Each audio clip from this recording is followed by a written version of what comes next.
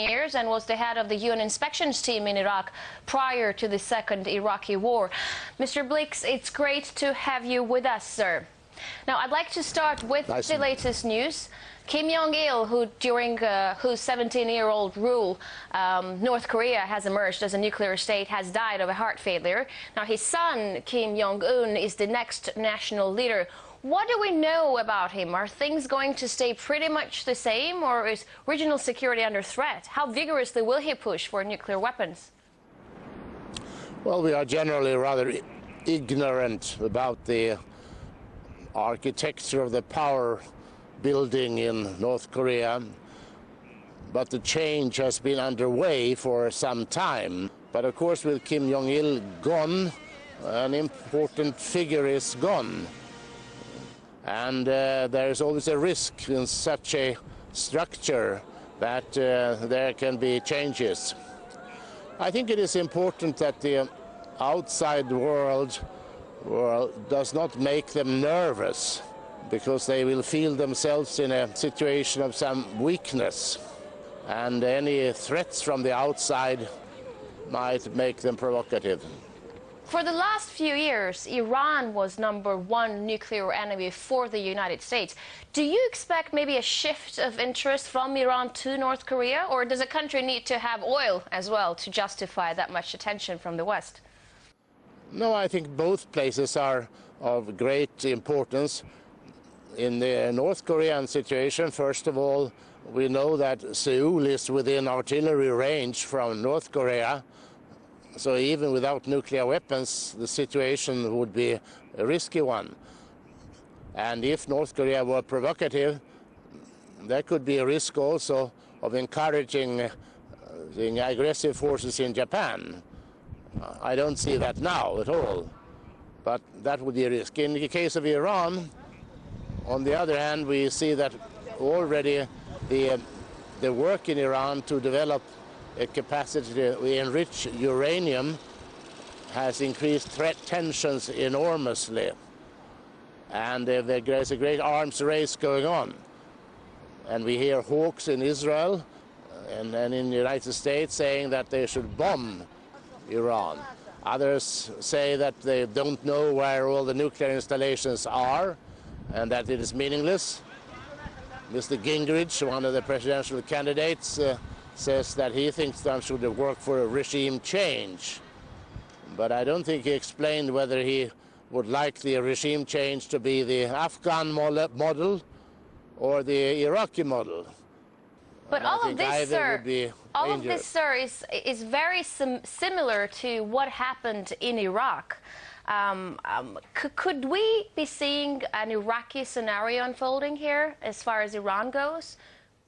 Well, there are some similarities in the escalation of the language and the threats that we had in the case of Iraq and now have in case of Iran.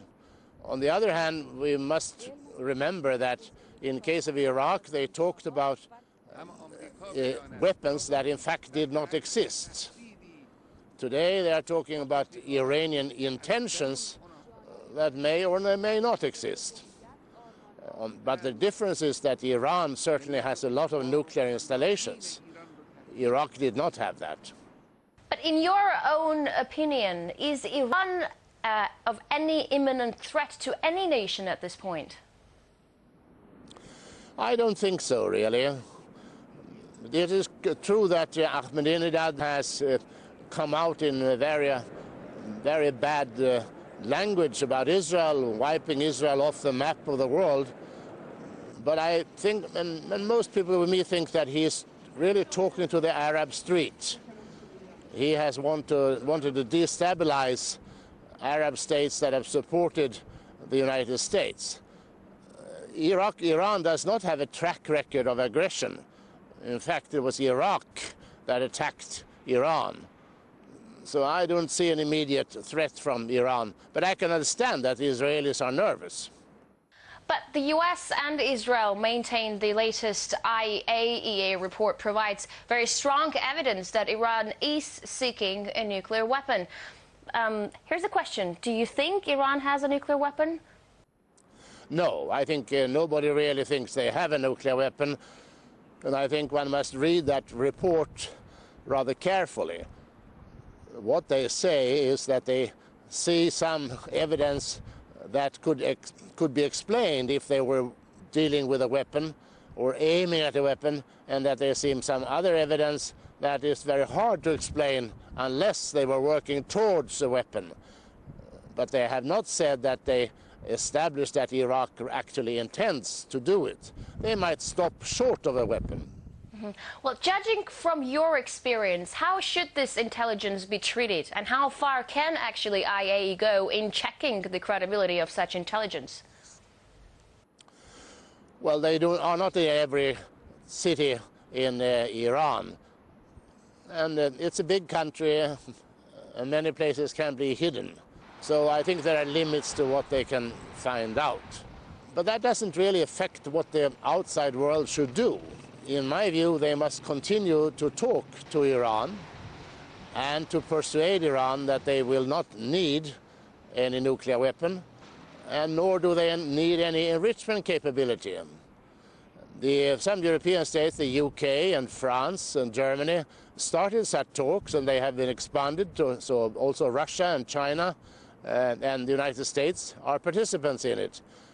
And I think that is the wise road to go. They have offered Iran some good things, and I think they could offer more things.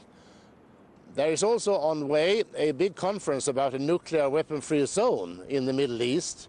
It will take place in Helsinki next year. And originally the idea was to get Israel to do away with its nuclear weapons. But I think if the conference were to try both to do away with Israeli nuclear weapons and Iranian enrichment capability, and get the other states in the Middle East to come along, then there might be a more hopeful future. You know, many believe that Iran actually may be willing to get to a point when it's able to produce a nuclear weapon, but doesn't actually do it unless its security is deadly threatened. Is that a likely strategy? It is possible. We know from the case of Israel that they do not admit that they have nuclear weapons.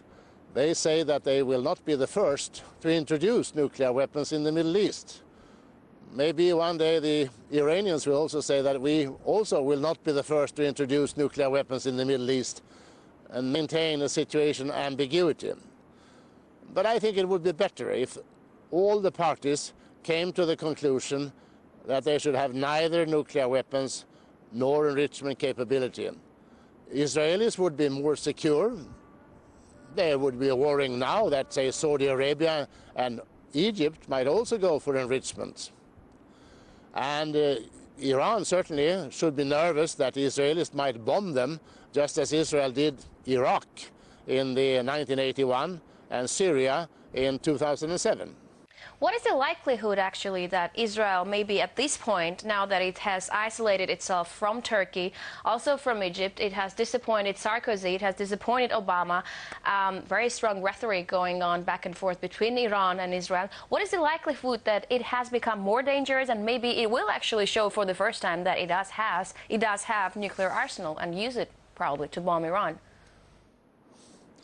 Well, it's hard to judge. I mean, some people think that this kind of language and threats by various individuals in Israel and also by hawks in the United States, that it will scare the Iranians from their present course.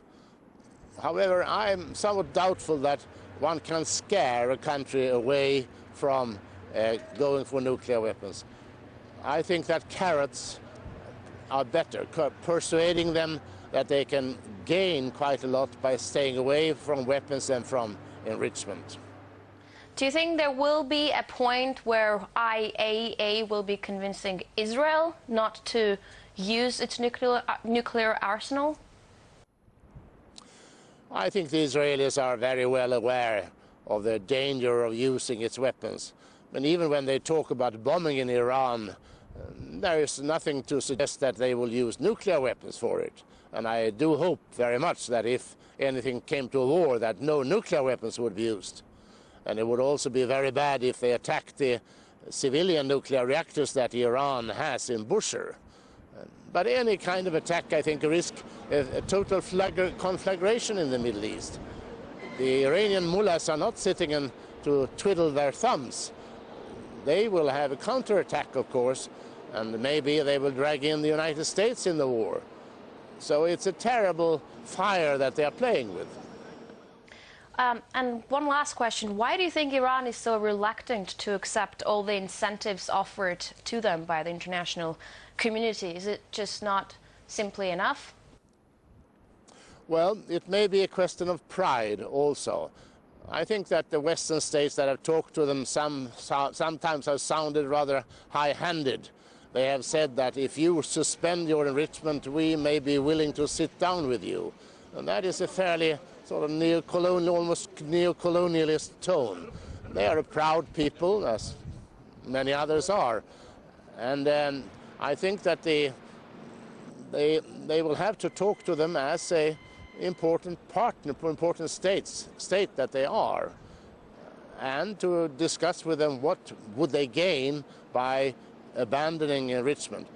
They can gain a lot, and I do not see that they have much advantage on the enrichment, because they can import the fuel they need from Russia or from other places. They have only 2 nuclear power reactors. This country, Sweden, where I'm standing now, we have 10. And we import enriched uranium as a fuel. It is cheaper. So I don't see Iran would lose very much by doing away with it. There may be a lot of pride in this. Mr. Blix, thank you very much for this interview.